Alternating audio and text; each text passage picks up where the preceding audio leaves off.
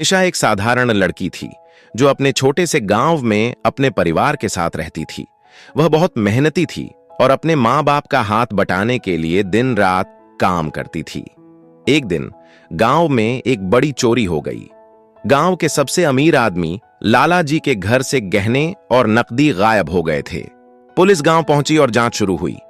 निशा उस दिन लाला जी के घर के पास से गुजरी थी और कुछ लोगों ने उसे वहां देखा था। बस इसी बात पर पुलिस को शक हो गया। निशा को पुलिस स्टेशन बुलाया गया। वह बहुत घबराई हुई थी क्योंकि उसने कभी सोचा भी नहीं था कि उसे पुलिस स्टेशन जाना पड़ेगा। थाने में इंस्पेक्टर ने उससे कड़े सवाल पूछे। निशा ने पूरी सच्चाई बताई कि वह वहां क्यों थी, लेकिन इंस्पेक्टर को उसकी बात पर यकीन नहीं हुआ। उन्होंने उस पर चोरी का इल्जाम लगा दिया और उसे हिरासत में ले लिया। निशा रोने लगी।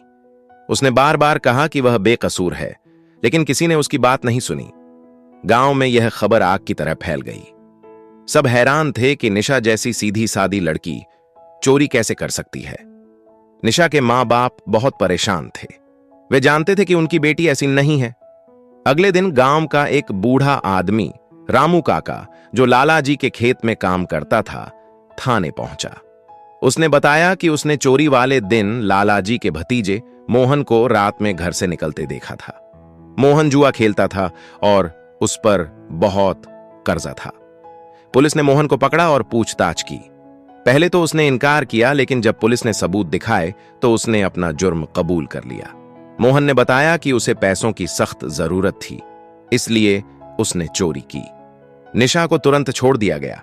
वह घर लौटी तो पूरे गांव ने उसका स्वागत किया। सबने अपनी गलती मानी और निशा से माफी मांगी। निशा ने राहत की सांस ली।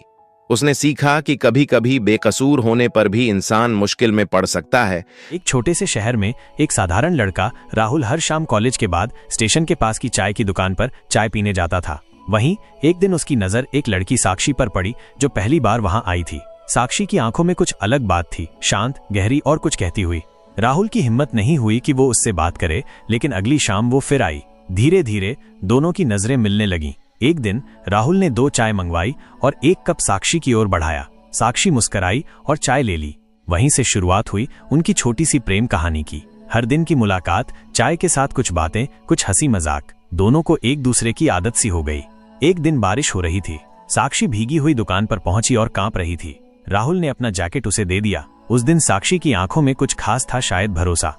कुछ हफ्तों बाद राहुल ने उसे वही चाय की दुकान पर एक कागज पर लिखा एक छोटा सा नोट दिया, अगर तुम भी मुझे चाहती हो तो कल चाय मेरी तरफ से। अगले दिन साक्षी पहले से मौजूद थी और उसके हाथ में 2 चाय के कप थे।